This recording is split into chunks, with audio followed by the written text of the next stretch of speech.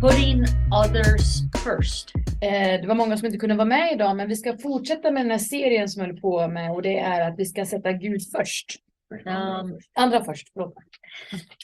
And this lesson's called A God of Justice. Och just den här serien idag, den här avsnittet idag är en rättvis Gud.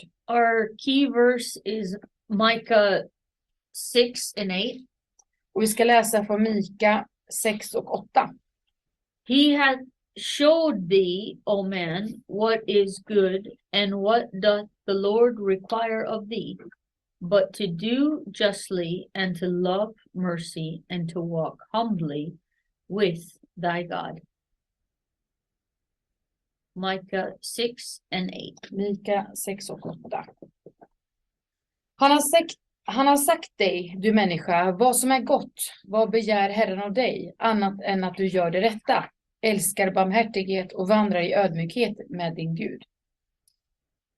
So before we get too deep into the lesson, of course I have our icebreaker question. Så innan vi går in i den här undervisningen så har jag en isbrytarfråga.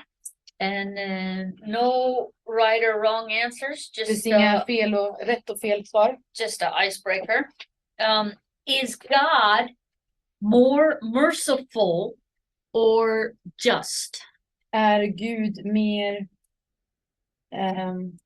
Merciful. mer nådefull och eller rättvis? Any takers on That's a hard one. difficult? Nådefull och rättvis. Is God more merciful or just? Nådefull eller rättvis eller rättfärdig. Just. Like a justice, Rättvis, a ja. judge is Yeah. making decision. Vad sa du? Okay. Allan tror nådefull.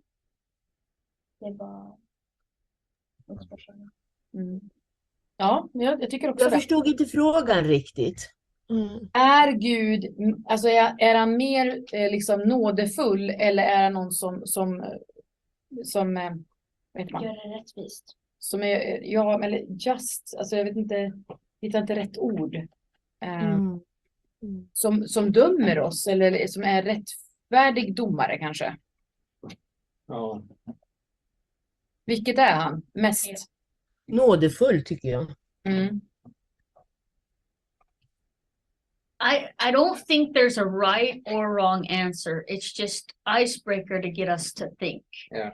Because I have, after reading the whole lesson, there's no clear answer Det finns liksom inget riktigt tydligt svar that I could feel from the lesson. som jag kan ta till mig från den här undervisningen. Because he is both. Yeah. För han är båda. And the reason I say that is just as much as we think God is merciful, Som vi tycker att han är nådefull. he is also a defender of justice and truth. Så är han också den som försvarar så många ord här, förlåt mig. Justice and truth. Alltså vilka ord som försvarar i sanning. And so the first point we're going to talk about is justice is a biblical principle. What did you say first? Justice is a biblical okay. principle. Justice is a biblical principle. Ja, men det var ju justice nu då. Jag har tappat orden. Rättvisa. Rättvis. Att vara rättvis är en bibelsk princip. So God is just. Så Gud, han är rättvis. Even a review of the Bible shows us how much God cares about justice. Om man går och tittar i Bibeln så ser man hur mycket Gud bryr sig om att vara rättfärdig, eller nej, det är inte fel. You need to write up the word. Rättmätig, rättfärdig. Ja, rättfärdig. The Hebrew word for justice Alltså hebreiska ordet för rättfärdig, is misfat, misfat. appears 421 times in the Old Testament. Så 411 gånger så ser man det i Gamla testamentet. And it's frequently translated as judgment.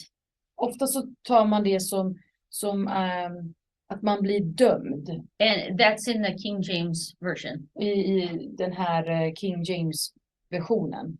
So believers should care about justice, Så vi troende, vi ska bry oss om det här med att rättfärdighet eller att bli jag hittar inget bra ord, förlåt mig, rättskaffen, lagenlig. Deuteronomy 32:4 describes it like this. Och i femte Mosebok 32:4. All his ways are judgment, which is the word misfat, a God of truth and without iniquity, just and right is he. Okej, jag tycker inte den översättningen har varit bra. Så jag får gå in här. Så i femte Mosebok 32:4. Han är klippan, fullkomliga hans gärningar, för alla hans vägar är rätta. En trofast Gud utan svek, rättfärdig och rättvis är han. Mhm. God's justice is demonstrated in his actions. Så hans rättfärdighet ser man genom hans handlingar. Jesus performed many miracles for the benefit of the poor and oppressed.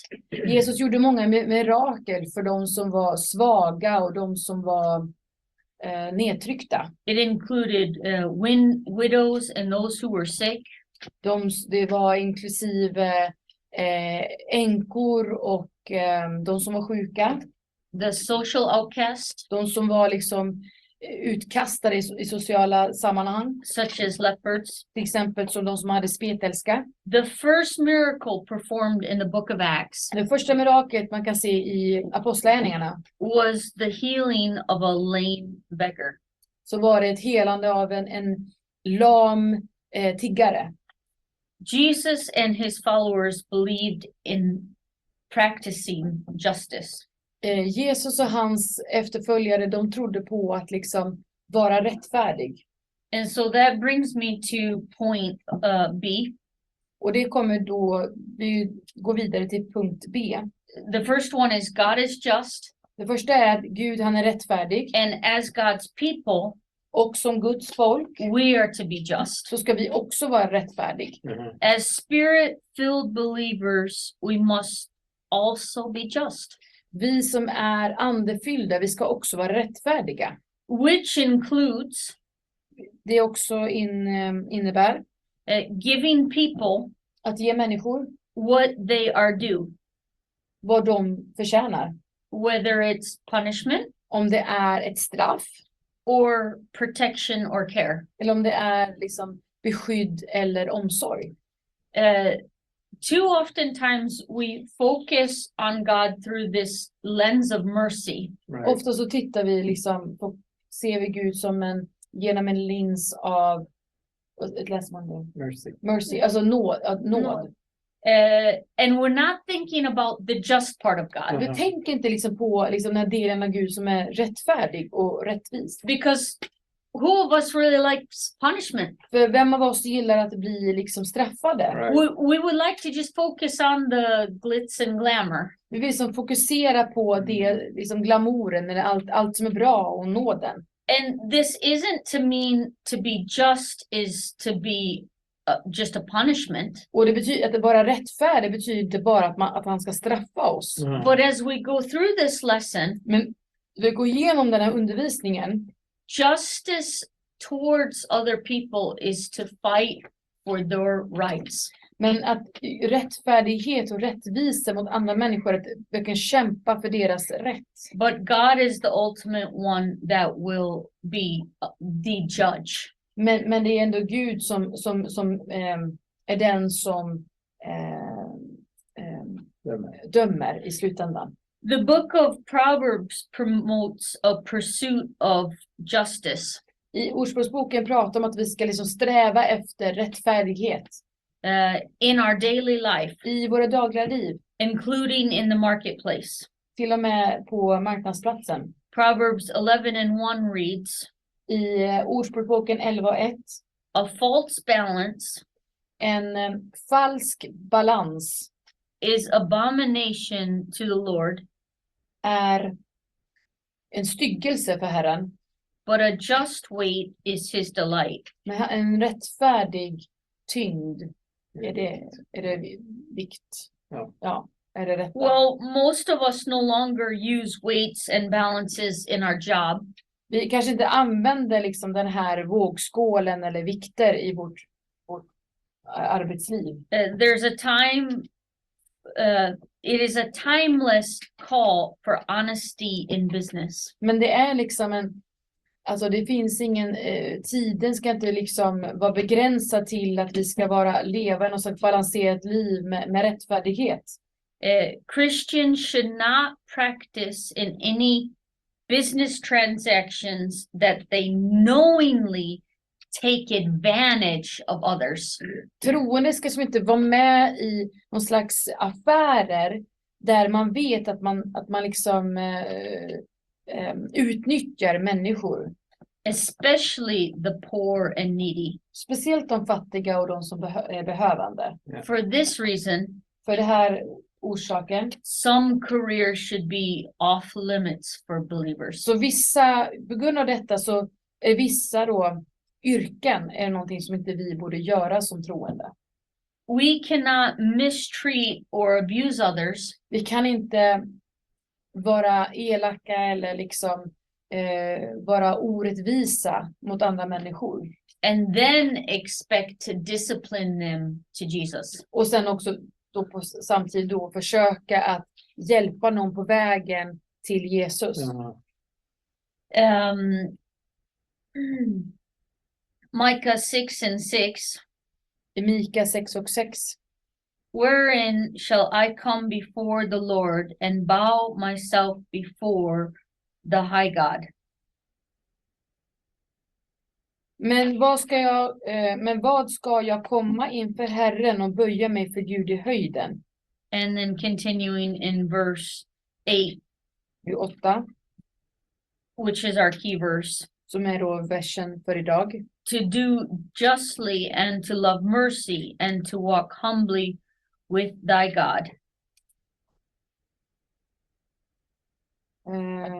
Vad begär Herren av dig annat än att du gör det rätta, älskar barmhärtighet och vandrar i ödmjukhet med din Gud?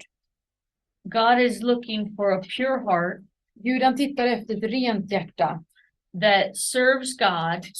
Som tjänar Herren. And serves others. Som också tjänar andra människor. In today's Western culture. Och i västvärlden idag. It's become very popular to express good thoughts to other people. Det är väldigt vanligt att man säger goda tankar till alla människor.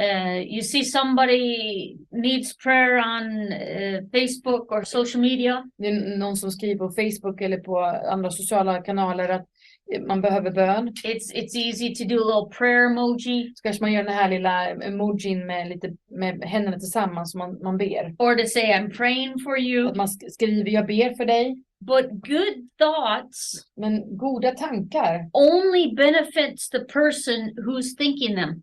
Det är ju bara till gott för den som tänker de tankarna. And good words are not much more effective. Och goda ord är inte mer effektivt. Even prayer. Även bön. Is not a valid substitute. Är inte liksom en worship. Nej men alltså riktig. Inte en, vad ska man säga? Tillräcklig ersättning. So even prayer. Så även bön. Is not a valid substitute. Är liksom inte en bra jag hittar inte orden.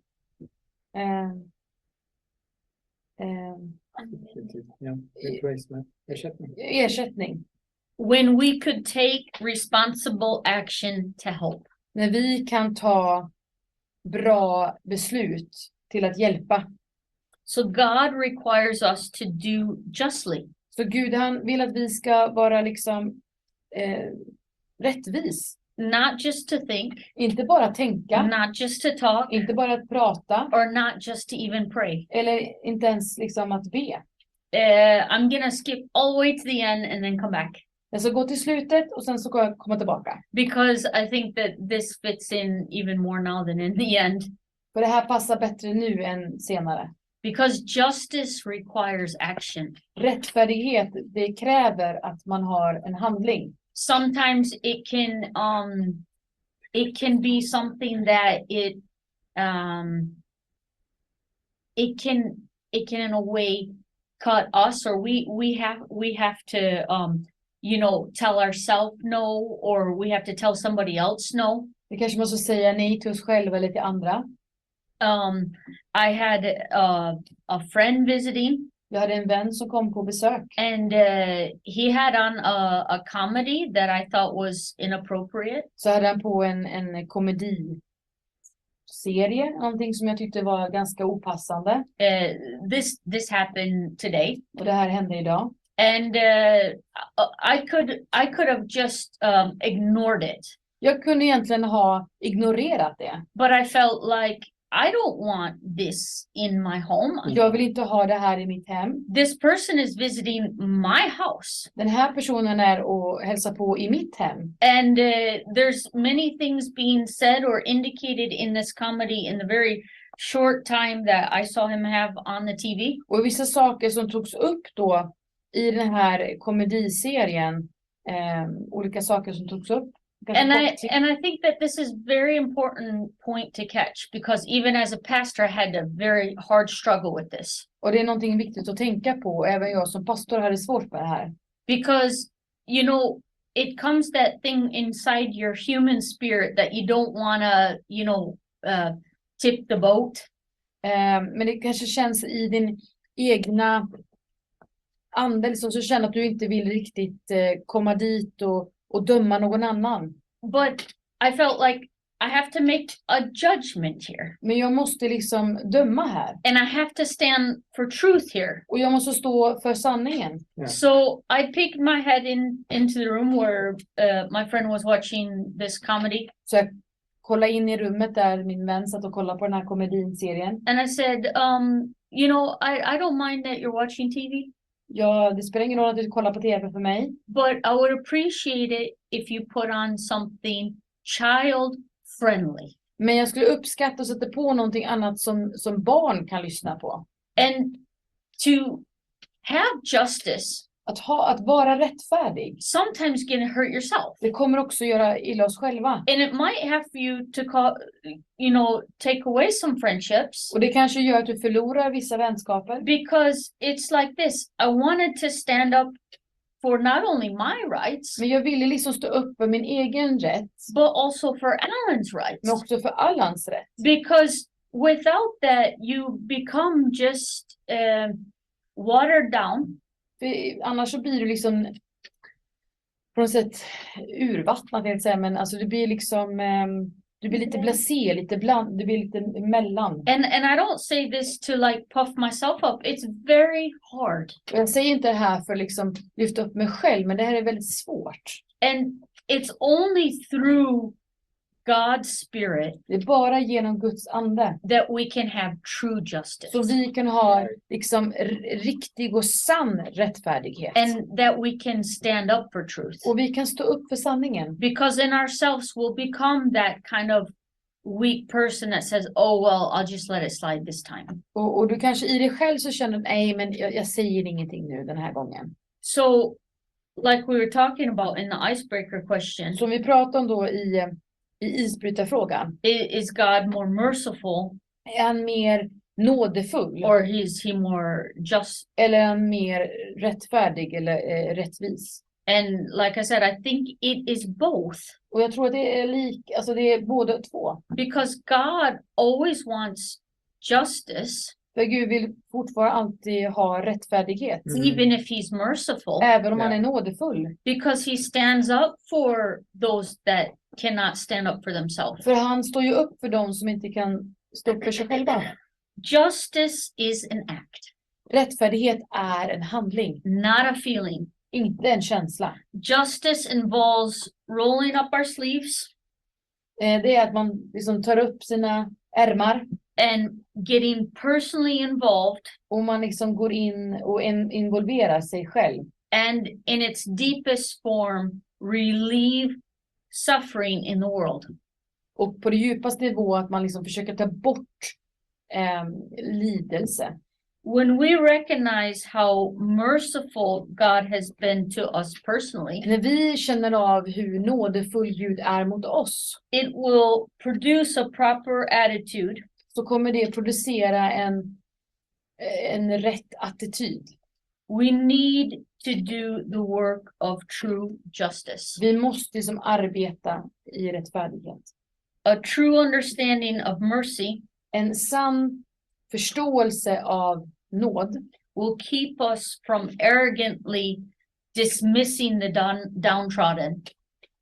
att vi liksom inte hjälper oss liksom att inte trycka bort dem som verkligen är nedtryckta. It's too easy to classify people. Det är så lätt att liksom klassificera olika människor.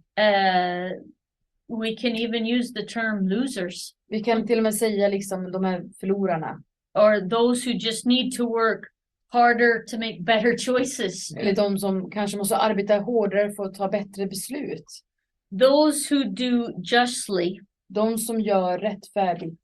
know that if it were not for God's grace and mercy, De vet att om det inte varit för Guds nåd och barmhärtighet, our story could be much different. så kunde vår historia varit mycket annorlunda. Yes. The just person knows that God loves hurting Mm. people. En rättfärdig människa vet att Gud älskar de människorna som lider. Regardless of how they look, Det spelar ingen roll hur de ser ut, or how they talk, or hur, smell, hur de pratar, hur de luktar, or how they act. eller hur de handlar. Just people Rättfärdiga människor, express genuine sympathy de uttrycker genuin sympatier and concern for others, och verkligen bryr sig om andra människor. including taking actions to meet their needs and relieve suffering. Och det inkluderar att de försöker verkligen bemöta andra människors behov. Yes. Jesus' call to prayer Jesus, han kallar oss till att be. ensures our perspective about justice is right. Så. Ensures our perspective about justice is right. Och att också berätta för oss att vi när vi söker till rättfärdighet, att det är en rätt sätt att söka efter. Jesus insists that his house Jesus vill att hans hus, should be called a house of prayer. att det ska kallas ett hus av bön. It illustrates there can be no true justice without prayer. Och det illustrerar att vi kan inte ha riktig eller sann rättfärdighet om vi inte ber. Yeah. We cannot even know what is just Vi kan inte ens förstå vad rättfärdighet är until we have first sought God. tills vi har sökt Gud. Yes. Without prayer, Utan bön humanity's pursuit of justice will be corrupt. så kommer liksom människors strävan och sökan efter rättfärdighet kommer bli korrupt. But so if we are not spirit-led, Om inte vi är andefyllda eller andeledda, human passions will pervert even the best intentions. så kommer liksom våran egen, vad ska man säga, Human passions alltså det är vår passion och det som vi vill göra. will pervert even the best Så kan det intentions. liksom göra att även om vårt uppsåt är gott så kan det bli helt korrupt. And I'm just gonna pause a real quick second here, Och ska pausa en liten stund här. because reading through the material today, that's something that I think impacted me the most. Och genom att läsa igenom det här, det är det här som verkligen som berörde mig mest. And that flows over to almost anything with our walk with God. Och det är liksom liksom flyter över allting när det handlar om vår vandring med Gud. That if we're not spirit-led, Om inte vi är andeledda, even if we have the best of human intentions, även om vi har liksom bästa uppsåtet i våra tankar, they're still gonna be skewed. så Ja. kommer fortfarande liksom bli en skev bild av det här som vi You söker. can find always these little loopholes of why your way is right. Du kan alltid hitta liksom en genväg liksom för att det här sättet är rätt sätt att göra saker på. Because this is justice. För det här är rättfärdighet. And maybe your justice is really just revenge. Och kanske den här rättfärdigheten som du känner kanske egentligen är att ta hämnd. And that's why we have to be spirit-led. Det är därför vi måste bli verkligen få vägledning i anden. But with God's help, Men med Guds hjälp we will stay humble and grounded. så kommer vi vara ödmjuka och grundade. And our churches will be places where everyone can find love. Och våra församlingar kommer vara ett ställe där alla kan hitta kärlek. Yeah. They can find compassion, De kan hitta compassion, medlidande. regardless of their economic Det status, spelar ingen roll var de är någonstans liksom finansiellt, what culture they come from, vilken kultur de kommer or ifrån, social status, eller vilken slags social status de har, or race they are. eller vilket land man kommer ifrån. God does not show favoritism Liksom Gud, han favoriserar ingen. unless your name is Alan this week. Ja, om man inte hittar alla den här veckan. I just have to tease him a little bit. Det retar han lite grann. I really felt that God blessed him yesterday. Det känns som att Gud verkligen välsignade honom igår. And if God doesn't show favoritism, Om Gud inte visar, liksom favoriserar någon, neither can we. så kan inte vi heller göra det. Right. He is a God of justice, Han är en Gud som är rättfärdig. and we must imitate him by giving the people who have been wronged Och vi måste imitera honom genom att ge de människorna som har gjort fel the love and support they are due. den kärleken och liksom stödet som de behöver. Not the justice your human mindset would give them, Inte Ja. den rättfärdighet som du känner att du vill ge dem, Ja. but what God would give them. men som Gud vill ge dem. So how do we internalize this message? Så hur kan vi ta till oss det här budskapet? We do this by making our churches a comfortable place that people are welcomed. Vi gör så genom att vi ser till att våra församlingar är en bekväm plats att komma till. That hurting and outcast people, they know that they have found God's love. Att människor som mår dåligt eller liksom är sårade eller vad än det är som har besvär med, att de ska kunna komma dit och känna Guds kärlek. That we have been impressed in prayer that God covers us with what he has to give them. Och att vi också känner att Gud verkligen trycker på vårt hjärta att vi ska dela med oss av hans kärlek till de här människorna.